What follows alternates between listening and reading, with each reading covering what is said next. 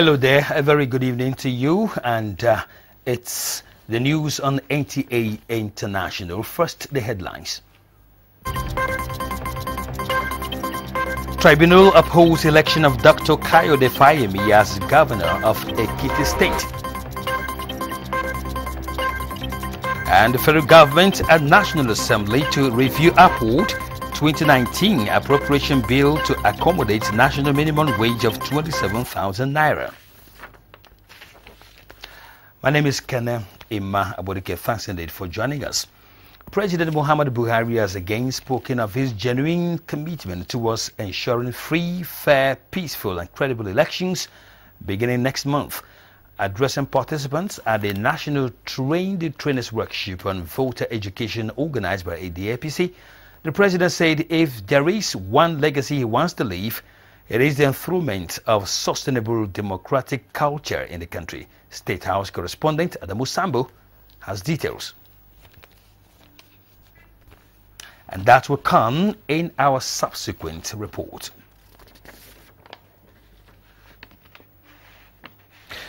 Governor Mohammed Abubakar of Bauchi State says the All Progressives Congress is the only political party that can take Nigeria back to its position of eminence. He gave the assurance at his re-election campaign rally in Bauchi North Senatorial Zone. Mahmoud Ibn Mohammed reports.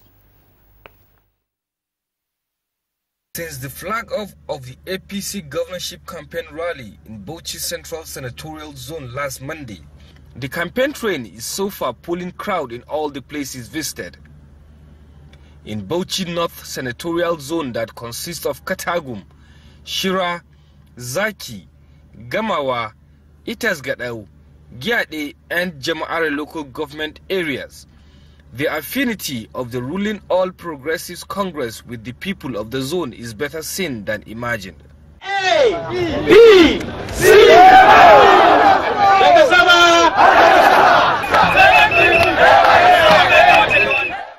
full of appreciation and gratitude to the people of the zone for having faith in the APC, Governor Muhammad Abubakar and other speakers assured the people that the All Progressives Congress will always ensure prudence in the management of the nation's commonwealth.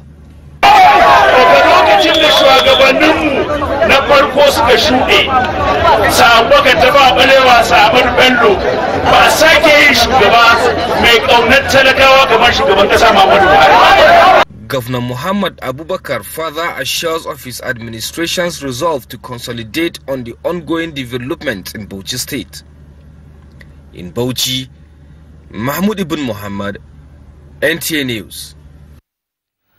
The federal government, in conjunction with the National Assembly, would have to review upward the 2019 appropriation bill in order to accommodate the national minimum wage of 27,000 naira. Minister of Finance Zainab Ahmed, while making presentation at a public hearing by House of Representatives Ad Hoc Committee on the national minimum wage, said that the current proposal was based on 25,000 naira.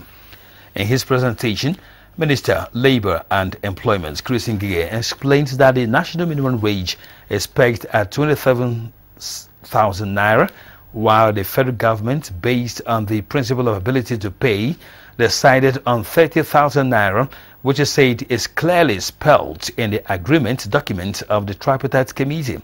Chairman, Governors Forum Abdulaziz Yari said the challenge of state governors is the revenue sharing formula, which has remained unchanged despite financial burden.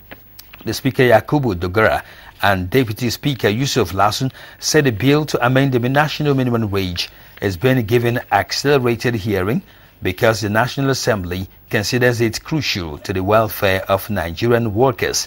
In his submission, President Nigeria Labour Congress Ayuba Waba said the 30,000 naira was the minimum agreed by the Tripartite Committee, insisting that the report of the committee is not a recommendation but an agreement, and urged lawmakers to do the needful by improving the lives of the more than 11 million workers and their families in view of the expected multiplier effect of boosting the economy. Now, Vice President Yemi Osinbajo says the federal government would work with states and the private sector to ensure adequate and steady supply of electricity. This was during the continuation of visits to Efako, Ejaye and Eju Ishaga, as well as Ojokoro communities of Lagos State. State House correspondent Jide Onifade reports.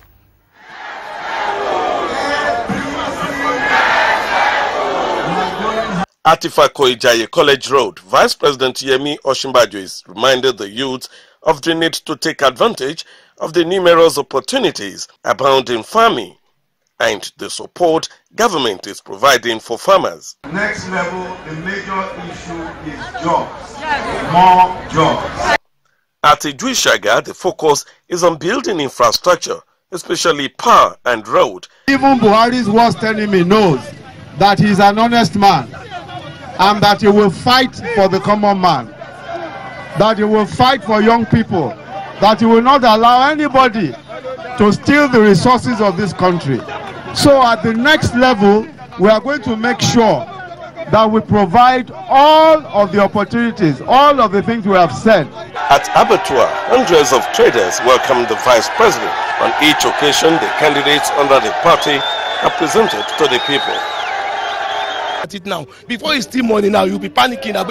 Why are you talking about? So the issue of corruption has reduced drastically. That's why they are just shouting anywhere.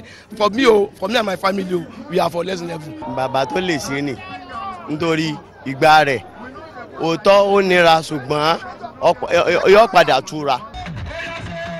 Here at Ojokoro Market, Vice President Osinbajo says the foundation for a better Nigeria is being laid by the Buhari administration and that more money would be made available for market men and women to boost their trade. Despite earning 60% less revenue, we are doing far more than even the previous government. We are spending 2.7 trillion on capital, the highest in the history of the country, despite earning 60% less. The people were enlightened on how to cast their votes using the forefinger instead of the thumb to avoid blotting, which may lead to cancellation.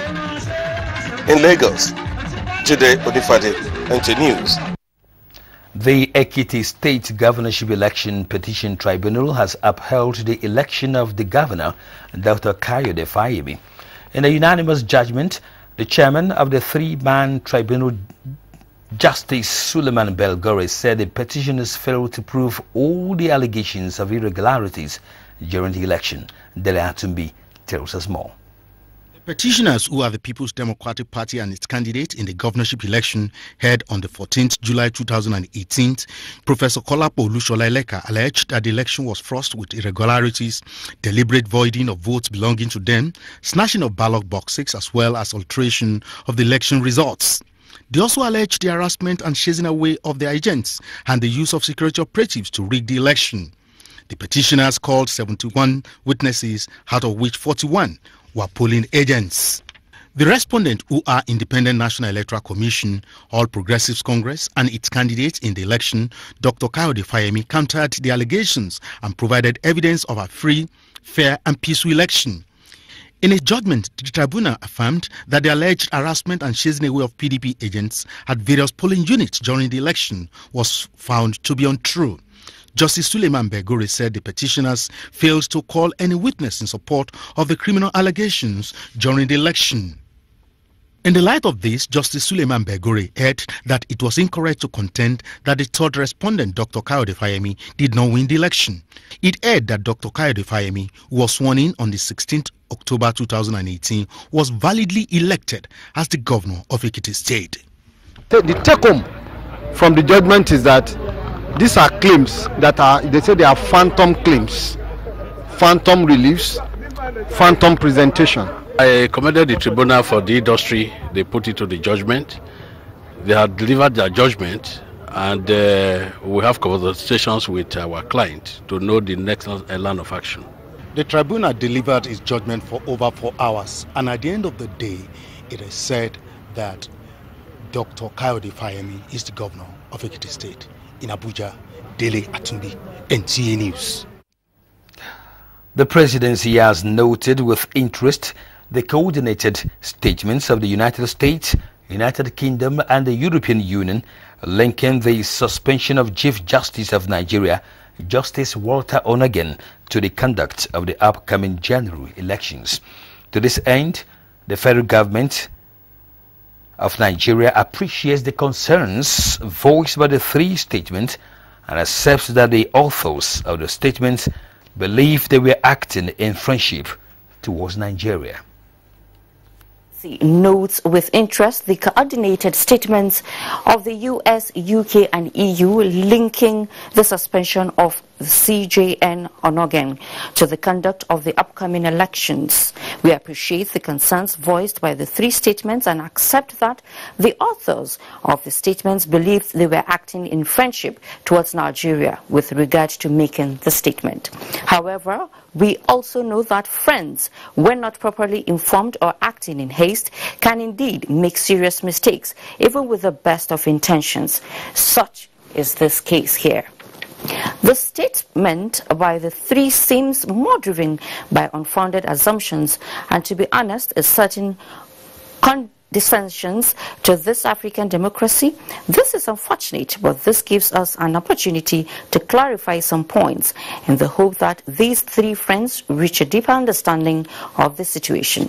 The statement by the US, UK and EU speak of their respect for constitutional practice and fair elections. However, the positions they take tend to contravene rather than strengthen these laudable objectives. CJN Onnoghen's situation is one of his own making and to a large degree his own choosing. The CJN has brought before the CCT because of a serious breach of law regarding his assets declaration. This is not a mere technicality like innocently placing a document in a wrong file or mistakenly placing yesterday's date on a document. All credible evidence indicates the CJN owned and operated several secret bank accounts. Unexplained large sums of money exceeding several $1 million have passed through this account. Several $1,000s are currently parked in their accounts. Multiple deposits of equal sum of money were deposited in some of those accounts during the same day. Such rapid and equal deposits are indicative of a person attempting to evade banking reporting laws and regulations.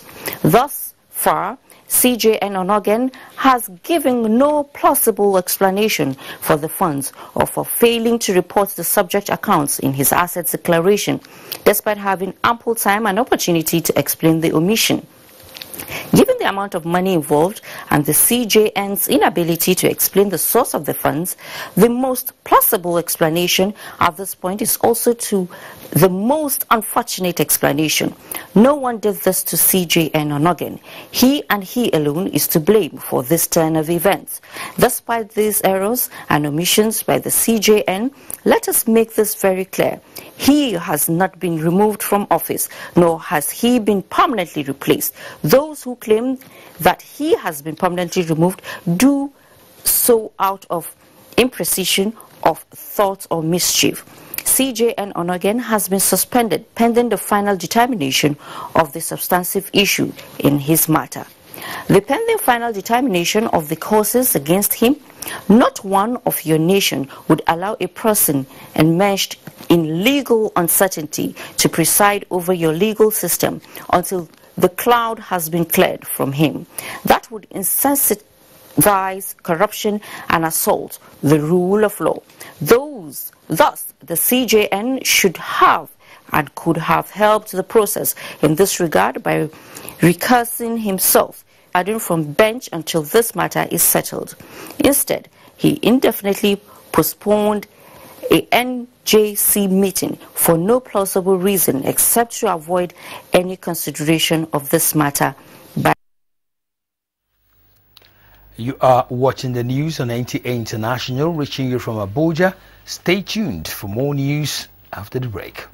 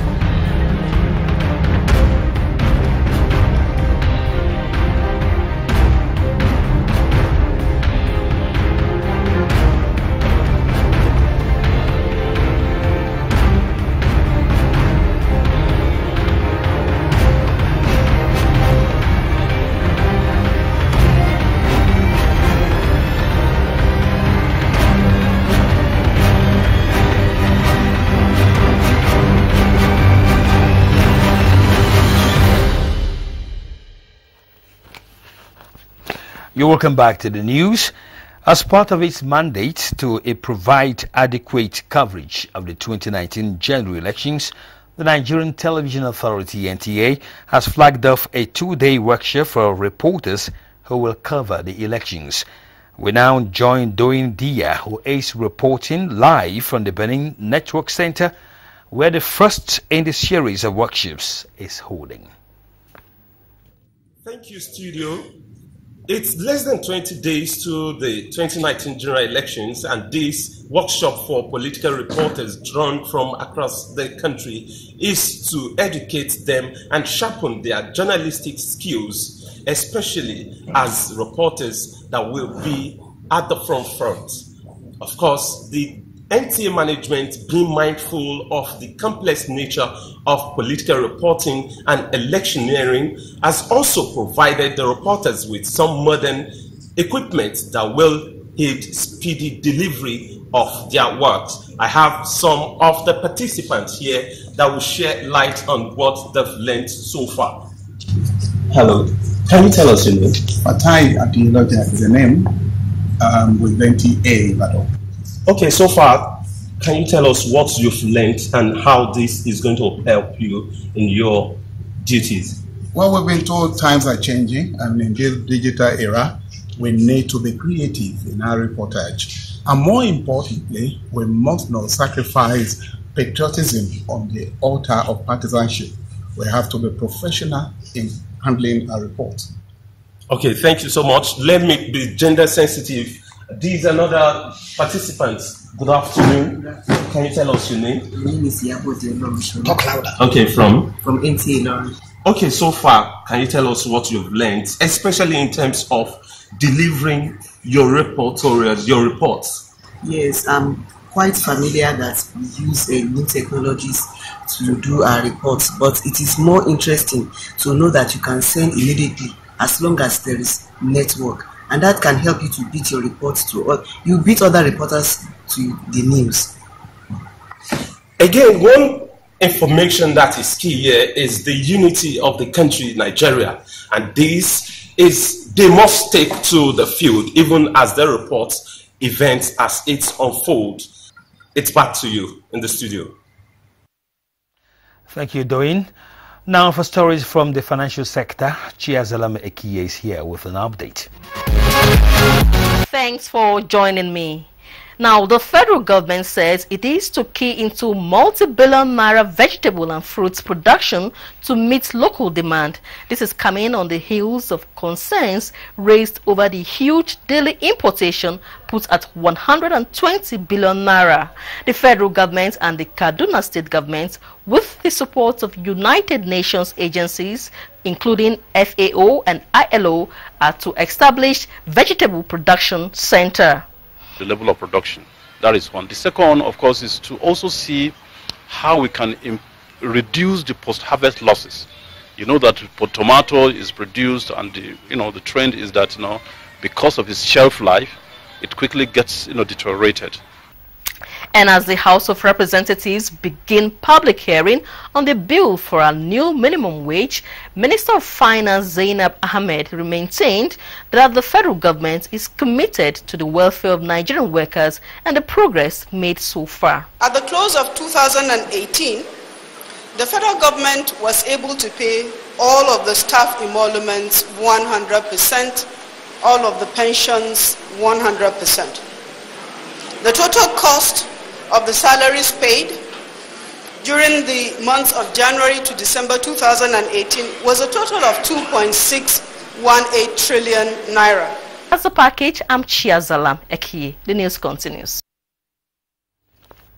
Thank you, Chiazalam. The national president of the Independent Petroleum Marketers Association of Nigeria, IPMAN, Sanusi Fari, says his attention has been drawn to the pronouncement by the Supreme Court affirming the 1997 Constitution of IPMAN through their ruling of 14th December 2018. He stated that the tenure of Chief Obasilosing as IPMAN national president was brought to an end following pronouncements of rulings from the Supreme Court. The national president promised to always ensure the free flow of petroleum products across the country as we approach the general elections. Please do have peace with everybody. With peace, you have what you want. Without peace, you can't have anything.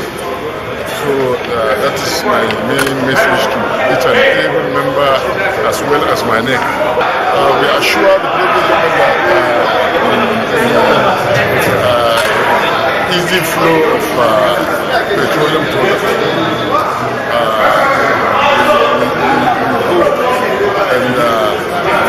And make sure that there will be no scarcity of fuel in that. Mr. Sanusi Fari says he is duty-bound to call the annual general meeting to pilot the day-to-day affairs of the association. Time for trending reports around the globe with Ilyasu Yakubu. Glad to have you join us on this segment of the news. Zimbabwe's President Emmerson Mnangagwa says he is appalled by an attack by security officials on protesters that was featured in a television news report. Mnangagwa's statement comes after widespread criticism of the way security forces have handled recent protests. The president has ordered the arrest of those behind the attack. His condemnation has received a mixed reaction. The state-funded Zimbabwe's Human Rights Commission has accused soldiers of using systematic torture in the crackdown of protests. And outside Africa, U.S. and Taliban negotiators have agreed on a draft framework for a peace deal seeking to put an end to the 17-year conflict in Afghanistan. U.S. negotiators held 6 days of talks with the Taliban in Qatar last week. The U.S. is exploring a full withdrawal of its troops in return for a ceasefire and a commitment by the Taliban to engage in direct talks with the Afghan government. In Cuba, 3 people are dead and 170 others injured after a red tornado ripped through the country's capital, Havana. The governing Communist Party described the powerful storm, the first to hit the city in decades, as an extraordinary event. The tornado hit a number of poorer districts with winds uprooting trees and cutting electrical power. That's it on this segment. My name is Ilyasu Ali Yakubu. The news continues. To sports now, 10 countries are participating in the ongoing Para-Powerlifting World Championship in Lagos as Lagos State University wins the Africa Students Football Union Championship. Olumide Guntola has the details. The Nigerian powerlifters, fondly called the Unstoppable Team Nigeria, marched into the arena of this year's World Para-Powerlifting Championship with confidence of dominating the world again, now on their soil and in the presence of home supporters. The Minister of Youth and Sports Development, Solomon Daluk, said Nigeria will use the championship to showcase our abundant talents in powerlifting while empowering other stakeholders. We have indeed enriched our strength in terms of the technical component of para sports in Nigeria. It gives Lagos State pleasure to host this international invitational competition. From Ibadan, Goke Alamage reports that Lagos State University emerged winners of the maiden edition of the African Student Football Union Championship Cup, defeating University Development Studies of Ghana by a lone goal in the final to lift the trophy. I'm impressed because I know they are good players, hard work, good play, to carry the day. No, nothing went wrong except that the goals were not coming. Kenyatta University, Kenya, came third, beating Ahmadu Bello University, Zaria by 2-1 in the third place match. In tennis, David Dawariye of Rivers State emerged champions of the second edition of Azimuth National Junior Tennis Tournament, beating Daniel Adeleye from Ekiti State 6-2, 6-love. Esther Aziz from Abuja won the female event. I had to put more effort in this one to prove to the NTF that I can represent Nigeria. Helping the children to improve so that they will be able to compete with their peers abroad. And in Taekwondo, about 100 competitors from 10 countries are expected to participate in the 2019 World Sanctioned Nigeria International Open. It will be good to see how our upcoming athletes are going to fare against the Africans that come here. The championship is scheduled between 8th and 10th February 2019 in Abuja, With sports updates, Olumide Gotola, NTA News. That's our news at 7 p.m. on NTA International. Thanks indeed for watching. My name is Kene Ima Aburike. Please do watch out for the network news at 9. Good evening.